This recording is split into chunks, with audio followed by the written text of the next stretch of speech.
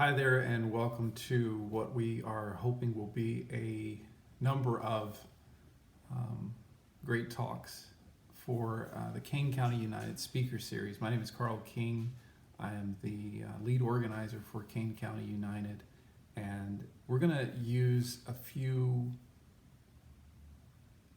examples from history to talk a little bit about what organizing can be today, what it is, what it requires, and I guess the hope and the optimism that can exist when we're talking about organizing in the 22nd, 21st century. I'm 21st century. We're going to use two examples, one being the Atlanta washerwoman boycott and the Montgomery bus boycott, to kind of unpack what organizing is, maybe to dispel a few myths and ideas about what, oftentimes when I don't know, when people are presented with social ills or problems that seem intractable, systemic oppression or systemic challenges. For instance, some of the things that are facing many people today and things that we identify as our core values are housing. So, housing first, building out and creating spaces for affordable housing and supportive housing solutions for community partners and people in the community within and up and down Kane County. So, that's one of the things that we feel is very important, very needed.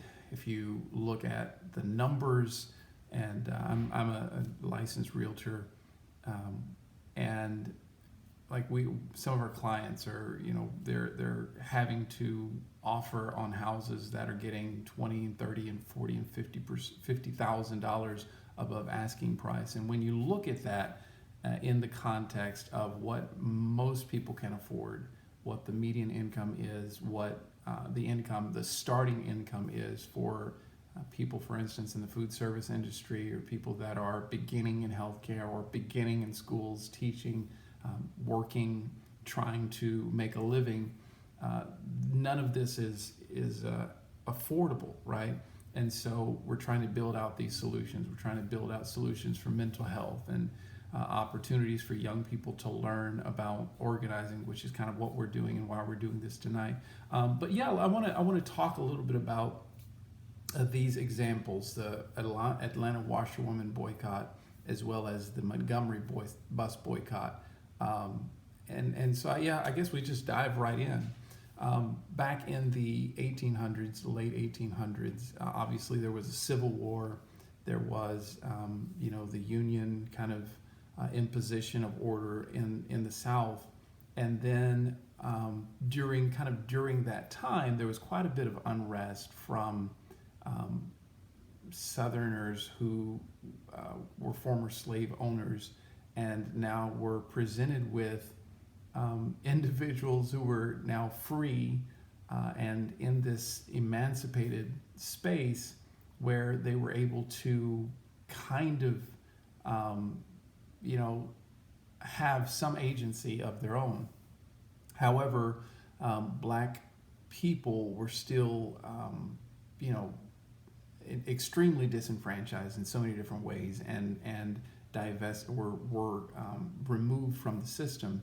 And so in 1871, around this time, we find there were a group of women washerwomen in Atlanta. They would go to white women's houses and they would take all of the laundry. So just imagine the dirty laundry that you have in your house. They would take that all in tubs or baskets and they would carry it oftentimes miles back to their homes. They would wash it, right,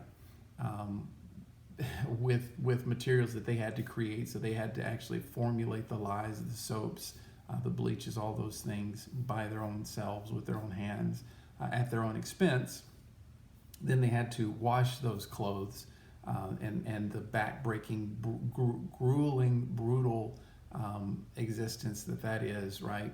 Scrubbing it against the rocks and and then finally wringing it out with your hands. You're taking these extremely hot items and you're exposing yourself to burns from the chemicals, burns from the clothing, and then these women were then having to iron, starch, steam, whatever these clothing, fold them, and then bring them miles back to these white homes. And so this was the way that many black women, black households were sustained in Atlanta during this time.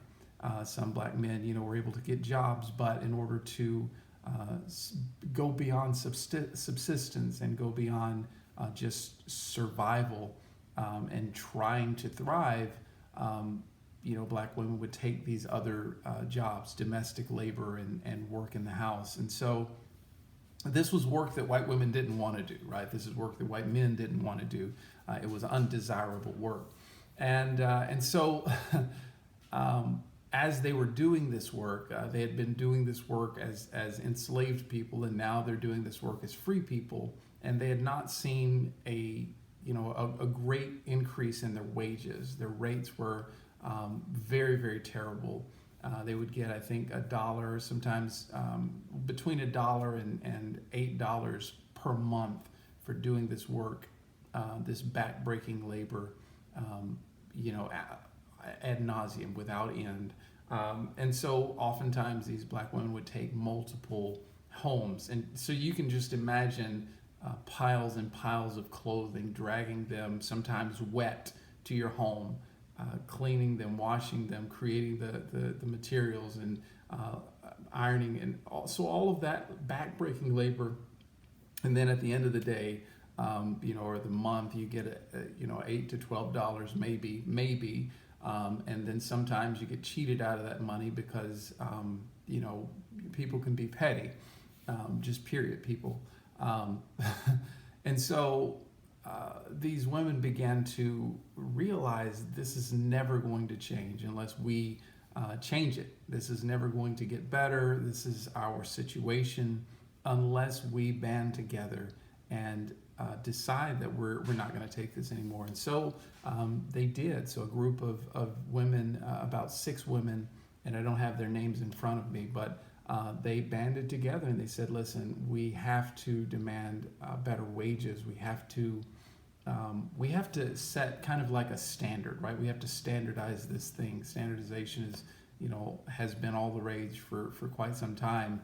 But they said, we've got to standardize how much weight, right? So how much we charge per pound, as opposed to just kind of at will, at someone's capitulation, whatever they desire or decide that what you've done is worth for this month. And so they wanted to systematize their wages and kind of set a standard rate for the laundry that they were doing. And so they began to meet in churches. They began to get groups of people together. They began to knock doors. They began to stop women as they were walking with their piles of clothing, and they would say, listen, we're organizing together. We're going to boycott. We're not going to do this work until we get the wages we deserve. And you can just imagine if you were presented with that, and there's no hope, there's no guarantee of a future, but you also are being asked to join with a group with, again, no future, no possibility. You're organizing against impossible odds, and knowing the anger and the vitriol that just happened just a few years ago, right? The Civil War was not just an image or an idea. This was something that happened, that people were willing to kill for the ability to charge or to pay less for labor that was stolen, right? So understanding this is the context, this is the environment. I have so much respect for the Atlanta washerwomen and the work that they did. So they organized together. It's hilarious hearing some of the stories or reading some of the stories, and I'll have the citation after this video. You can look at some of the work cited and all of that. But some of the women would actually find women that were being scabs, and a scab is someone that kind of breaks the union line, the picket line, and goes and sneaks in to do work, and there would be fighting, right? Like altercations, physical altercations, where the women say, listen, we have to stand together. We have to be in solidarity. Otherwise, this whole thing falls apart. And one of the tactics oftentimes when a community or when a group of people are asking for something better, are seeking for advancement, are seeking for a transformation to the system, oftentimes what will happen is there will be this attempt by those in power to divide and conquer. Because if the solidarity, if the unity, if the concerted effort is broken up, then it loses momentum, it loses strength. And so these women understood this principle, they understood this concept, and they would bind together, they would support each other. So some women had more money and they would support those that were struggling. So if you can just think about, like, if your household is depending on this money for food, or if your household is depending on this money to pay the rent, and you're struggling, and there's this extreme pressure on you, and then the law gets passed, right? So these white residents bind together and they try to pass an ordinance that says that these women are breaking the law. But the women don't break. They don't return back to work. And so the next city council meeting, they try to pass an ordinance that says if they say, fine, we're going to give you the ability to get a license, right? So if you're going to be a washerwoman, you're going to have a license. And that license is going to cost you $25. So you see this, constant attempts at trickery. It's going to cost you $25, and after you pay that money, then you can be a washerwoman, and you can make the $1 or whatever per pound that they were asking for.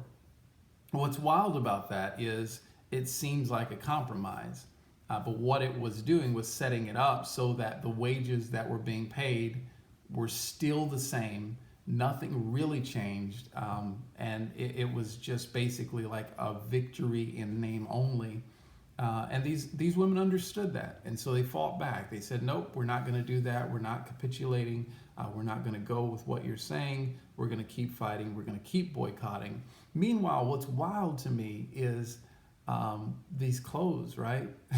So these individuals that relied on the Atlanta washerwomen to wash their clothes, to clean their clothes, weren't getting their clothes cleaned. So you can imagine going to city council with your finest white shirt, but it has stains all over and it's wrinkled and it smells bad. Or these women going to their tea parties or going to whatever fine dining event, and they smell bad and they look bad because they're not doing the work. They're not investing in this labor themselves. They didn't want to do the labor. And now it's exposing both their lackadaisical nature, but also it's exposing the power that these black women did and the labor that they were doing that had been invisible for so many years. Long story short, we're going to jump to the Montgomery bus boycott in a moment, but long story short, they were successful in winning what they asked for, or what they demanded, I should say, because they stood fast, because they held together, and they were able to accomplish their goal. And this is organizing, right? It's not glamorous, it's not pretty. It often involves mutual aid, which is supporting other people. So people in the struggle are supported by those that have a little bit, right? Those that have a little bit then give to those that do not have. And so there's equitable sharing across the board. There is support for child care. There's support when it comes to so many different things that are important and necessary in order for proper organizing to work and for concessions to be made in any type of a social change situation. So let's talk a little bit about the Montgomery bus boycott, and then we're going to skip over to organizing in the 21st century. So the Montgomery bus boycott, many people idealize this thing as something that just took a few months, and Rosa Parks sat on the back of a bus, and then she got up and the laws changed and everything was great. In fact, I've read some children's books that try and simplify it or distill it down to that, and it does such a disservice to the gargantuan work, the gargantuan labor, the gargantuan organizing of so many different people. Most people know the names Rosa Parks, they know the name Martin Luther King Jr., but many of the people who did work in this movement were have somewhat been forgotten, and fortunately some of the history is coming back. But one of the things that I was amazed by was the story of this lady that had a restaurant, and her restaurant began to struggle, and she relied on help from others, and some of the leaders of the Montgomery bus boycott heard about the work that she had done, heard about her business, and said, listen, we're going to support you, and we need your support in this fight. So in essence, there had been a lot of problems with the busing system. One of the problems was sexual assault, sexual abuse. There's an amazing book that talks about the impetus, oftentimes, of many of these boycotts or these flashpoints in the civil rights movement were oftentimes could be linked to the sexual assault or sexual abuse of black women by white men. And the Montgomery bus boycott was no different in that there were multiple black women that reported being harassed, being chased, being pursued, being sexually assaulted by white bus drivers and white men, because they would oftentimes be in the back of the bus. They would be the last people to get off of the bus. And so they were very vulnerable. And this is something that had been going on for many years. And so when you hear the story of Rosa Parks refusing to sit, this was just the final moment. But oftentimes it was incited by extreme sexual violence. And so the bus boycott, it pops off. Between 30 and 40,000 bus fares every day are being missed by the city of Montgomery. They began to try and find things or ways the city does to break the back of this boycott, to break up the solidarity, to create compromise, to fail to they try and pass laws. There's so many other things that happen, but I just want to shine a light on what organizing looked like. So when you're thinking about 30 to 40,000 bus fares that are being missed by Montgomery, the bus system every day, that's 30 to 40,000 people who have to find another way to get to work. During this time, it was over a year worth of the boycott. And during this time, Montgomery was listed as the most walking city in America. So a lot of people, rather than taking the bus, chose to walk miles and miles to their jobs. Many people would ride in taxis. So there were black taxi services that volunteered their time, their energies, and through the pooling of money were compensated some for the work that they did. So they would pick up people. There were people that had phone banks, right? They were manning the phones, and if someone called in and said, I have to get to work at this time, and they began to set up schedules, right? So this gargantuan task of scheduling, this gargantuan task of feeding all of these individuals, this task of, and the story I was telling you is this lady was a cook, and she couldn't find a place to cook. And so this church that was instrumental in helping to organize this bus boycott, they give her space in the church. She then begins to cook. She begins to serve breakfasts and lunches and dinners to the organizers and the participants in the bus boycott. And so she is one of the engines that's feeding this whole machine. There are people, again, that are running the phones. There are people that are running interference and giving presentations. There are people that are talking with city officials. There are folks that are doing so many different things talking to jobs, right? And in order to sustain the momentum, to sustain the movement of the Montgomery bus boycott. Obviously, there have been multiple books written on this subject, and there's so many different websites out there that talk about the duration of time, the amount of work that was done. But I want to tie this into organizing in the 21st century. We are Kane County United, and over the last few years, we've seen a concerted effort by many groups of people who are organized in ways to do negative things, organized to destroy the progress of the civil rights movement, right? So we've seen organized resistance to voting rights. We've seen organized resistance to an understanding of the need for diversity, equity, and inclusion. We've seen organized efforts to fight back against public schooling. We've seen organized resistance to abortion and health care and so many other things. This idea of organized resistance.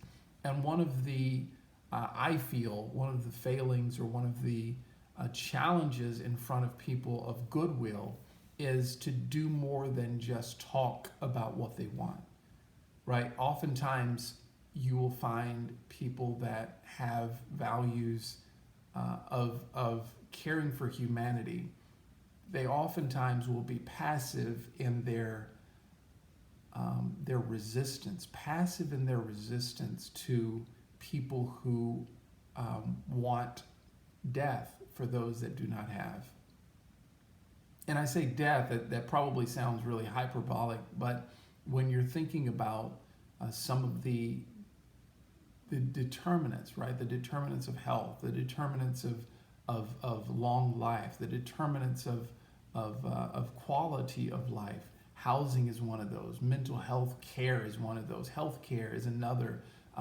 Proper food, right? These rudimentary things that we take for granted, those of us that are well off or have privilege in those areas, we take these things for granted, but these are things that people who are living subsistence lives need and they struggle for. And oftentimes there is concerted efforts to destroy or take away these things that we call entitlements. And I think it behooves us to think about these movements to restore life and dignity that have happened throughout the years. You think about the Atlanta washerwomen and what it cost them to simply raise the rates so that they were not basically breaking their backs for nothing, and could actually make a living as opposed to a dying in doing the work that they were doing. You think about the work of organizing the Montgomery bus boycott and what that accomplished for Black women specifically, right? The level of safety now that they were able to have, the level of respect, the level of being able to know that the bus is going to be more on time, knowing that these concessions then mean that they have more respect, right? So all of these things, I think, play into this idea of organizing and the essential nature of organizing, specifically in Kane County. We have so many great things in Kane County, so many great opportunities, so many great restaurants and parks, and the river is beautiful. The bike trails are wonderful. There's art out everywhere, right? There's so many different things that are great in Kane County, so many beautiful things, so many hospitals and schools, and you name it, there's stuff out here for people. But if you are starting your life, or if you are, if you've fallen on hard times, this place can be a hellish landscape to navigate. It can be so difficult to try and navigate Kane County. I know because I've come from homelessness out here in St. Charles, living here and struggling to survive, struggling to live. And so this is why this is something that is close to my heart. This is why this is something that I invest time and energy into, because I know there are people like me that that have the work ethic, that have the desire, that have the knowledge and the talent, and they just aren't getting opportunities, and they can't find the way to make it. And I think if we can make it easier for people to make it, if we can build affordable housing, if we can build supportive solutions for people with disabilities, if we can build opportunities for people who have mental health challenges to find counseling, if we can just make that available to people, it can improve the quality of life for everyone. And so this is why we organize. This is why we talk to churches and we say, hey, we know that you're doing the work of ministry to your congregation and to the city. We know that you're doing the work of preaching the gospel or preaching, the Quran or preaching the Talmud or preaching or teaching whatever religious tradition you have, the Bhagavad Gita. We know that you're doing this work. We know you believe in your mission. We know you believe in your people and you're supporting your people. But who in your congregation is falling through the cracks? Who in your community is falling through the cracks? The church I used to be a youth pastor at, they had a program called the Day Guest Program. And people would come on Tuesdays and Thursdays, and they still have it going. But they come on Tuesdays and Thursdays if you are, food insecure, or if you, need a meal. You can come in and get a meal that has nutrients, that has stuff that you need, and you can take some to go. You can take it to your family. Your family can come. Everyone can eat together and have this wonderful time. You can get some clothes from the clothes closet. And all of that stuff is immediate, right? That solves the immediate need. But where are the systems that solve the long-term needs? Where are the systems that create an opportunity so that people don't have to go to the clothes closet, right? Or don't have to go to the food kitchen? Where are the systems that create jobs, and the systems that create training programs, and the systems that create housing for people, affordable housing, so that they're not paying 30 to 50% of their income just to pay rent? 50% of your income to pay rent, then you have to pay transportation, you have to pay food, and by the time you get done, you cannot survive. And so this is something that we believe in, something that we're working towards, working for. And so we're linking up with churches and we're saying, hey, come and join us. Come join us in this mission to help people. You're helping the spiritual and you're helping the physical, but you're not doing this long-term and holistic work that we want to come alongside you and do for you. We're joining with mental health organizations, behavioral health organizations, and bringing them together with churches, and bringing those together with domestic violence shelters, and bringing those together with drug or substance use disorder organizations, and bringing those together with homelessness shelters, and bringing all of those together with government, and bringing all of that together with the people in the community to create an organization, organizing organizations, so that we can create those big solutions that seem almost impossible sometimes. This is Kane County United. This is the work that we're doing, and I'm thankful that you're a part of this call, this video. But we want you to get in on our journey, right? We want you to join us on the journey of organizing. Your organization has something to offer. You as an individual have something to offer, and we want to see you at the table so that we can have your voice a part of what we're doing when we go to the city council, or when we're talking with judges, or when we're talking with police, or when we're talking with fire, when we're talking with developers. We can have your voice added to the voices of others to inform the work that we're doing, inform the solutions that we're proposing, and inform the magnitude, right? If we only see one person that's homeless, we'll think, oh, this is not a huge problem. But if you go into a shelter in your community and there's 400 to 500 people that are homeless, all of a sudden you see, oh my goodness, this problem is much bigger than I thought. And this is the same thing oftentimes when we don't organize, the issues don't appear to people. it's not evident that there is a need. But when we organize together and our voices are lifted, then there is an understanding this is a need, right? And also, what that does is it repudiates those that would say this is not important, nobody cares about this is something that is not needed in our area. It shows the lie to those that are complacent, those that are comfortable, those that are invested in the status quo. And so this is organizing, and we want you to join us, organize with us, come together with us, link up arms, shoulders, and let's stand together and let's build a better Kane County.